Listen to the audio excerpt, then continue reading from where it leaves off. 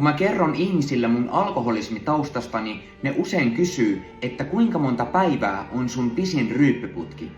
Veli, ei kuinka monta päivää, vaan kuinka monta vuotta. Meno meni pahimmillaan siihen, että heräsin mun kyssiyksiöstäni vain huomatakseni, että paikat on paskottu, siis luultavasti itseni toimesta, ja mun kädet on täynnä verta. Ja mitään hajua siitä, mitä on tapahtunut tai miksi, ei tietenkään ollut. Juna ei pysähtynyt, oli sitten kyse tavallisesta tiistaista tai jouluaatosta. Keskaria vedettiin, niin kuin siitä maksettais rahaa. Sen voin sanoa kokemuksen äänellä, että vuosien mittaisen keiton loppupuolella sitä ei oikein muuta mietikään kuin sitä, että koska tämä kaikki päättyy arkkuun. Nyt mä oon kuitenkin tässä. Yli 3 vuotta raittiina ja avioliitossa oleva 2 lapsen isä. Alkoholismin selättäminen on elämäni 3. suurin ylpeyden aihe.